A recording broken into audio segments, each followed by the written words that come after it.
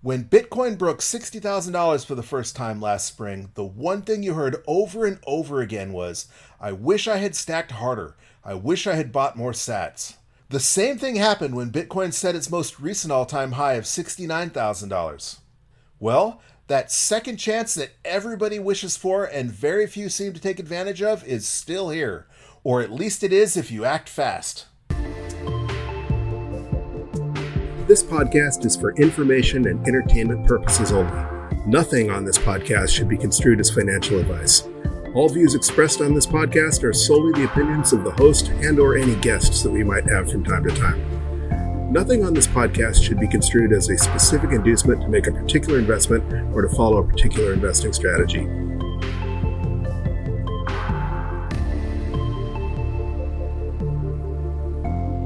Welcome to the most recent episode of the Bitcoin Bulletin Podcast, DCA Wednesday series. Today is Wednesday, December 1st, 2021, and it is time to make our 19th stack in this journey that we began together all the way back on July 28th of this year.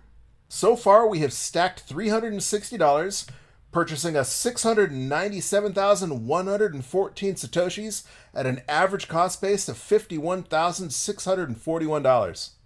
Hopefully you've been following us all along, or perhaps began your journey even sooner, but if you haven't, as they say, the best time to purchase Bitcoin was 10 years ago, but the second best time is right now. But before we get into that, a real quick look at what's been making the news this week. Well, of course, just like last week, the big news continues to be the price. Of much debate, pseudonymous Twitter tweeter Plan B's floor model of $98,000 by the close of November did not come true, marking what he says is the first time in 10 years that the floor model has not been accurate. He did go on to say that an occasional one-off or black swan event doesn't necessarily invalidate the model, but that if he misses his target for December, then that model's probably pretty much out the window. He, however, emphasized repeatedly that the stock-to-flow model and his floor model are completely different models, and that his stock-to-flow model is still intact, and he still predicts $100,000 by Christmas. In fact, according to Plan B, his stock-to-flow model is well within the 1 standard deviation mark, the 2 standard deviation mark being the bottom of the band, so it is still right on track and chugging along. At least his stock-to-flow model is. Also of significant news, El Salvador bought the dip. President Nayib Bukele announcing that El Salvador had taken advantage of the dip in Bitcoin prices to stack an additional 100 Bitcoin. MicroStrategy also bought the dip, announcing they bought 7,002 additional Bitcoin for a total of $414 million. Other exciting news, Fidelity Digital Investments will allegedly begin offering a spot Bitcoin ETF in Canada as soon as tomorrow. It has been speculated that the Fidelity Advantage Bitcoin ETF will be available to Americans via the Fidelity International Trading Desk. Other significant Twitter-related news, Jack Dorsey is out as CEO of Twitter. Again. As you may remember, at the Bitcoin 2021 conference in Miami, there was a significant amount of controversy as to whether Jack should have even been invited to speak, given the controversy around Twitter's propensity for censorship. Many have rightly pointed out that Jack Dorsey had far from anywhere near the kind of control at Twitter that say Michael Saylor is fortunate to wield at MicroStrategy, having left the position once before and successfully fighting off an attempt to overthrow him not too long ago as well. Jack Dorsey famously saying if he weren't busy working at Twitter and at Square that he would be focusing on Bitcoin full time. So hopefully his departure from Twitter will mean more good things to come, at least from Cash App and from Jack's other Bitcoin-related initiatives. So what caused the big dip? Was it the fear of the variant out there that also allegedly led to the drawdown in the stock market? Was it the anticipation that the Fed's going to accelerate its tapering as it announced just yesterday? One thing that is for certain is that whether or not you believe in transaction analysis or whether or not you think that's just complete voodoo, the $53,000 floor certainly held, as we have recovered nicely since then. Not necessarily into the $60,000 range yet, although it's looking like it's getting closer, and certainly above the $17,000 mark that we were at just a year ago. And in breaking news, just released as we've been recording this podcast, The jury in the Kleinman v. Wright civil suit says it, quote, cannot come to a decision, illustrating once again that while we have what I believe is the fairest judicial system on earth, ultimately it comes down to your fate being decided by the 12 dumbest people who were too stupid to get out of jury duty. So back to the reason for this episode. Today is Wednesday, or as we like to call it, Dollar Cost Average Wednesday. And what is dollar cost averaging, you might ask? Well, DCA, or dollar cost averaging, is an investment strategy where you invest your money in equal portions at regular intervals regardless of price. We chose Wednesdays and we chose $20. Some people choose to dollar cost average daily, some choose to DCA weekly, some just once every paycheck, some just once a month. Whatever interval you choose is up to you, but it's important that you do your own research and that you choose an investment interval and an investment amount that you are comfortable with. Never invest any money that you cannot afford to lose, and do not invest any money that you will feel pressured to cash out in the event of an emergency, or whether you need to spend it on food or gas, maybe a vet bill or an unexpected medical bill. The idea here is that DCA is a long-term play. You want to be able to put that money away and not need to touch it for a minimum of 4 years. Ideally, for a minimum of 10 years or even longer. The old adage is that time in the markets beats timing the markets every time it's tried. All right, so where does that bring us? We are currently at a block height of 712,120. Bitcoin is worth approximately $57,820. As I've previously mentioned, this will be our 19th stack. We've stacked 18 times before between now and when we first began on July 28th. We've purchased as low as $38,900 and as high as $65,969. But the beauty of dollar cost averaging is that in all that time, we've managed to accumulate 697,114 sats at an average price of $51,641. Now, while it's easy to look like a genius during a bull run, we've certainly experienced a pullback or two. And again, dollar cost average is a long-term play.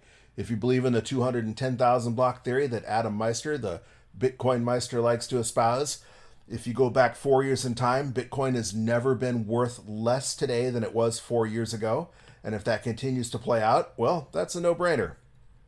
As usual, we're going to stack today using the Cash App. And that's because the Cash App is just so easy to use. The fees are relatively inexpensive. There are cheaper ways to stack on platforms such as Coinbase Pro, etc. But the one thing I really like about the Cash App is that currently they don't charge you a mining fee to withdraw your Bitcoin to your hardware wallet. So depending on how expensive mining fees are, what you spend on your transaction fee often is offset by that transfer fee. So it ends up becoming pretty darn reasonable in the long run. Also, if you don't have Cash App, there is a referral code link in the show notes. And if you use that link to sign up, you'll get $10 free just for signing up and following their terms and conditions. And we'll get $10 as well, which will certainly help support the podcast. As usual, I don't keep any money on my Cash App, but I have my debit card linked so I can add $20 just about instantly. Just click on Add Cash, enter $20, and click Add. And just that fast, you have added $20 to the Cash App.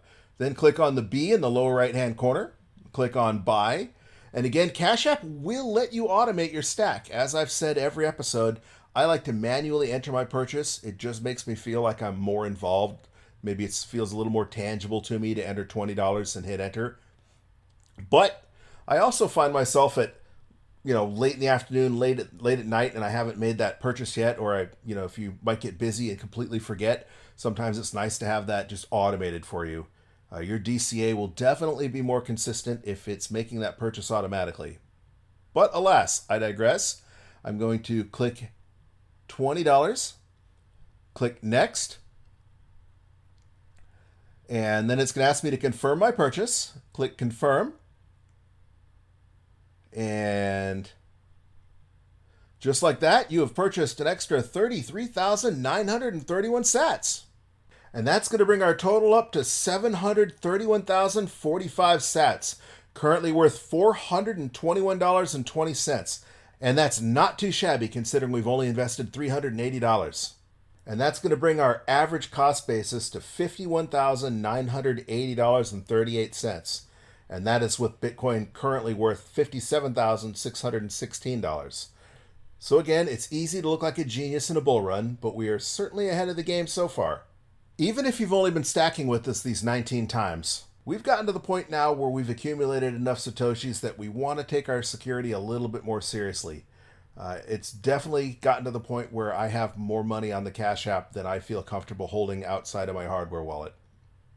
How you choose to custody your Bitcoin is certainly up to you, and what threshold you consider for transferring your Bitcoin to cold storage is obviously certainly up to you. One analogy I've heard quite often is that you should never keep more money on a software wallet than you would keep in your regular wallet walking around town. And seeing as how we're currently carrying around $421 in that wallet, I'm not comfortable keeping that kind of money on Cash App. Whatever hardware or cold storage solution you choose is completely up to you. There is a lot of debate on whether Ledger or Trezor is better. A lot of people like Ledger because it's really easy to use, but there is some contention on the fact that they use a closed-source security chip in the Ledger Nano.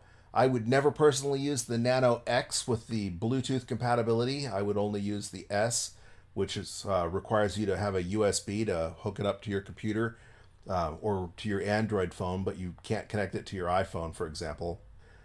There are a lot of options out there, and Bitcoin.org will walk you through some of those options. You can find a lot of great information on Reddit. Again, I wouldn't make any financial decisions based on what some stranger says on the internet, including me. But it's to the point where I think it's time to transfer to our cold storage. And in that case, that's going to be our Ledger. Fortunately, Cash App makes this really easy as well. From that Bitcoin tab, you simply click on the arrow button that's next to the buy and the sell buttons, and that's going to allow you to send your Bitcoin. It'll show you how much you have available, enter the amount that you want to send, and from there it's going to give you a couple of options, some of which are not free but will arrive faster, and one of which will send it to your hardware wallet absolutely free, but depending on how busy the network is, can take a couple of transactions before yours gets processed. If you are not already comfortable using a hardware wallet, it is prudent to make a practice transaction or two. And definitely one piece of advice I would impart is that make sure you check and double check the send address on your hardware wallet and confirm that it matches where you are about to send that Bitcoin. Especially if you are sending it from a Windows desktop, there are pieces of malware out there that's only job is to recognize when you are entering a Bitcoin address or copying one onto a clipboard and then swapping your address out for their address before you hit send. And that is the nice thing about the hardware wallet. In theory, the address that's being displayed on that Ledger screen is uncompromisable even if you plug it into the most infected of computers. And as long as you confirm that that address matches where you're sending your Bitcoin, all should go well. But again, Bitcoin can be tricky. Do not send any Bitcoin if you are not familiar with and comfortable with the process. I personally think the risk of holding your Bitcoin in that software wallet just a little bit longer is definitely worth it if you don't know what you're doing when it comes to making that transfer. Once you send that Bitcoin, if you screw up, it is gone forever. But as daunting as I'm making that sound, it really is quite simple. Just make sure you learn what you're doing beforehand. Maybe in the future, I will have the time to sit down and dedicate a podcast exclusively to learning how to use hardware wallets. But in the meantime, there are lots and lots of resources out there, not the least of which are the instructions that come with your hardware wallet. Hey, if you've been enjoying this podcast and you would like to help support us, there are a number of ways you can do so. Obviously, as we mentioned, if you do have the ability to tip on Twitter and you're not already, you can follow us, and we're at BTC Bulletin Pod on Twitter. So we'd appreciate the follow. And if you have the ability, you can tip us there.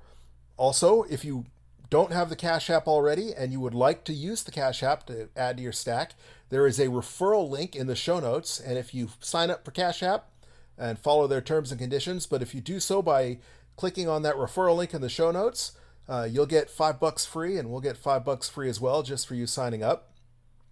Another way is I've written several books, but the one that is most relevant to this podcast is Understanding Bitcoin for Noobs, and it's available at both Amazon.com and BarnesandNoble.com, and obviously by purchasing any of my books, that will help support the podcast.